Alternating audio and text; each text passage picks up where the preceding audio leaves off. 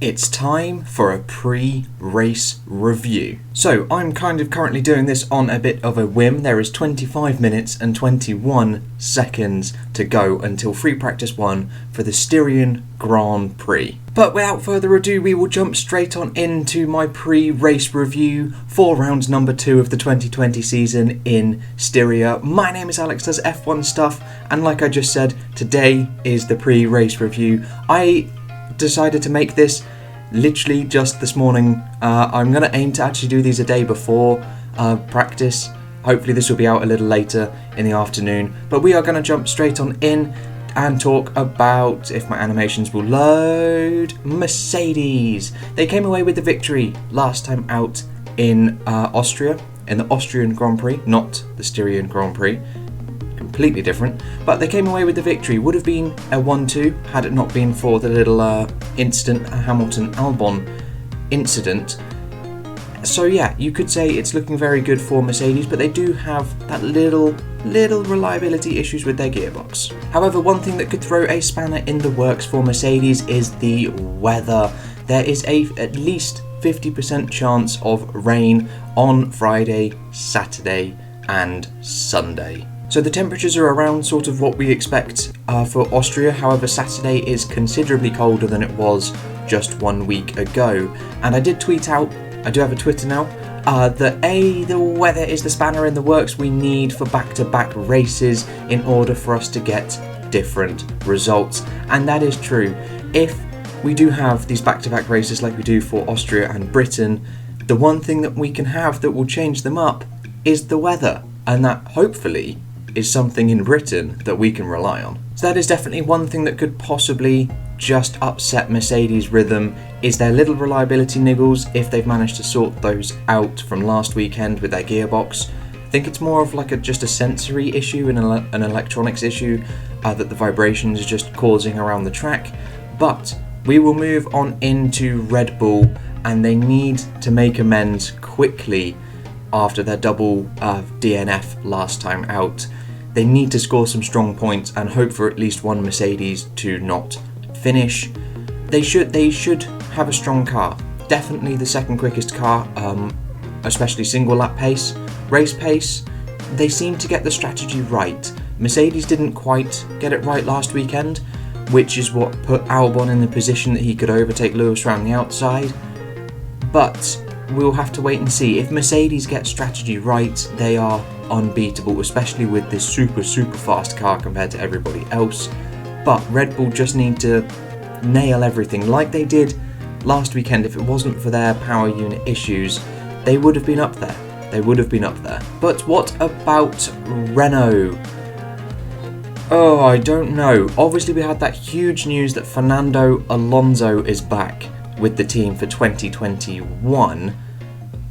That's obviously not going to play on their minds at all. Ricciardo has blatantly said he will not give up his seat in FP1 for Fernando Alonso to get him used to the car. Renault had a bit of an odd weekend. I think Ocon was in the points, but Ricciardo had a non-finish as well. So that kind of mixed reviews really for Renault. They should do better this weekend, I hope. Would like to see them up there with maybe the McLarens, possibly the Ferraris as well, if the Ferraris aren't quite as good as they were last weekend. But I think Renault are going to be more of a team that will perform well one weekend and then next weekend they will just be nowhere. That's my understanding and feeling of Renault, is they're definitely a topsy-turvy team that will have a really strong performance one weekend and then be nowhere the next. But talking about a team that was nowhere, we moved to Haas. Yeah, Haas didn't do very well at all, did they? Double DNF again, brake issues for both cars. I think Magnussen had issues on his rear brakes and then Grosjean on his front. Oh, I don't know what to say about Haas at all, really. They look okay. They look okay. But they just need to get everything all under control. Better than last year for sure, because they actually have some race pace and they were able to stick it to people that weren't the Williamses in 2019. And they've definitely gotten over their tyre issues, which is why they're able to to start fighting with people slightly higher up the leaderboard again. No, they're not where they were in 2018 or 2017 when they were fighting for 4th place with Renault. Yeah, it's going to take some time. It's going to take some time for Haas to get back. But what about Williams? Now, Williams had honestly quite a strong race, a very, very positive race for Williams. If it wasn't for Russell's DNF, I feel that he would have scored points. He definitely outdrove that car. Latifi on his debut crashed in FP1, not too heavily, not resulting in many damages at all. Or was it FP3? I think it was FP3 actually. But he, had a crash, not too bad, and still finished 11th. Yes, there were 8 retirements, so he was last of the race finishers, but still finishing 11th and on the lead lap, on keeping it together, keeping it under control, and still finishing the race is impressive. But if Russell was still there, I feel they definitely would have scored some points. So some good positives to take away for Williams, and they should be able to do quite well this weekend. But up next is Racing Point. Now, this is a team that should learn from its mistakes last week. Their strategy was poor. It was very, very poor. They had 2 chances to take Checo off of the medium tyres or off of the hards or whatever tyres he was on and put him on better tyres, and they didn't take them at all, and because of that they lost an almost certain podium position. Because he was there, he was in the top 5 for most of the race, fighting with the Ferraris, fighting with the Red Bulls, keeping up with the Red Bulls, but strategy let them down big time, and they need to learn from that. They need to be able to react quicker to the safety car incidents and be able to stick it to the top teams, definitely. So I would say again, a podium is on the cards, and I feel that's what they are aiming for. Now moving on to McLaren. Where do I think McLaren are going to finish? I don't think they're going to get another podium in Austria. I think they're going to definitely be in the top 10. They're going to have both cars in the top 10. If it does rain, they're definitely one of those teams that will take advantage of that and will happily gamble and be able to hopefully make the right call and be brave enough to make the right call when all the other teams would feel like staying out perhaps, and they would pit onto whatever tyres, take the chance to go onto the dries when it's a drying track, or take the chance to go onto the intermediates just as it's starting to rain, kind of thing. They're that sort of instinctive racers, so I think if it does rain they could actually take advantage of it, but no, I don't think they're going to get a podium again this weekend.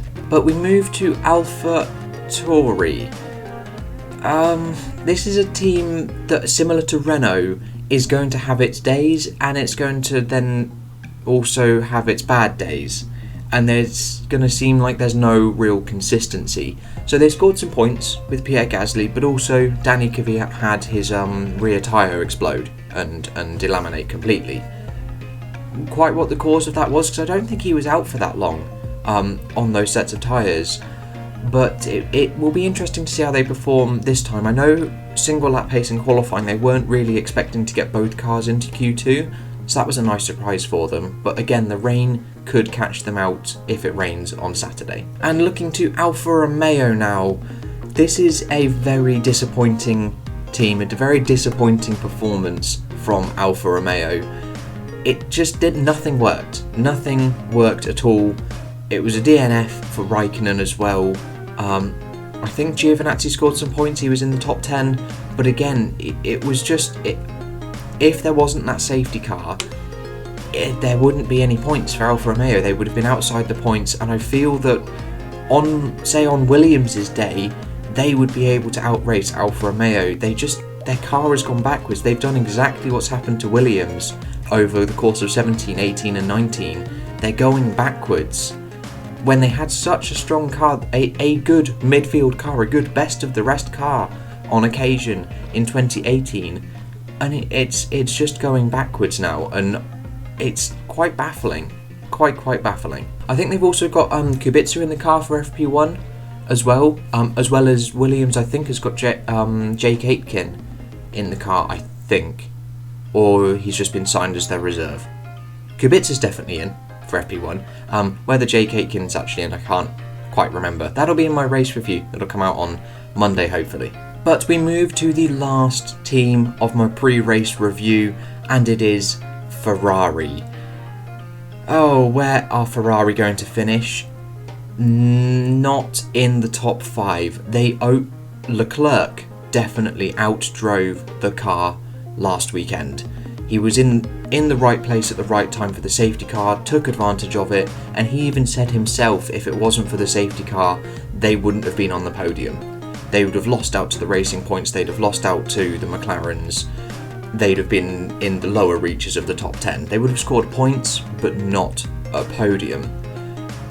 Do I think a podium's on the cards again? No. Honestly, no I don't.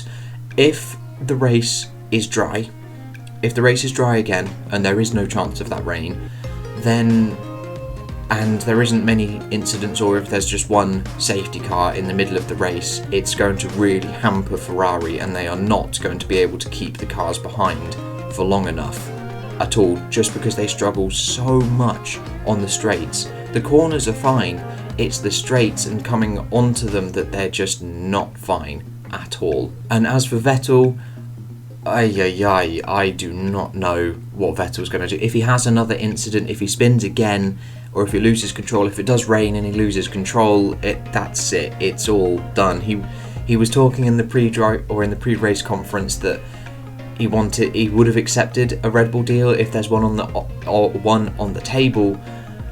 But I don't know. I don't know about Sebastian Vettel. I think his time is done in Formula 1.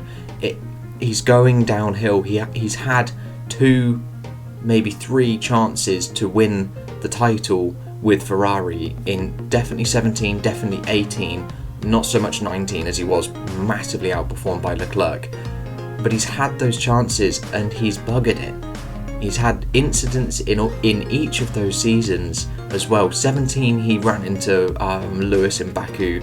18 he spun countless times. 19 he spun in Italy when Charles Leclerc went on to win, and now 2020 he spun again in Austria, hitting signs. Yeah, it's just not a good end to his Ferrari career whatsoever. I think that's it for Sebastian Vettel. So that's sort of a rundown of each team and hopefully where they will finish. Overall predictions for the race on Sunday. If it's dry, it's going to be a Hamilton victory. I think possibly Perez might just stick it to Bottas, but I think Perez will be third. It will be a Mercedes 1-2, Hamilton, Bottas, Perez on the podium in the dry. In the wet, I think at least one of the Mercedes will retire in the wet. Yeah, one of the Mercedes will retire and there will be a shock podium. Don't know who, but there will be another shock podium. Maybe a Ferrari will get on there. Maybe McLaren will be on there again. Or maybe both Racing Points will be on there.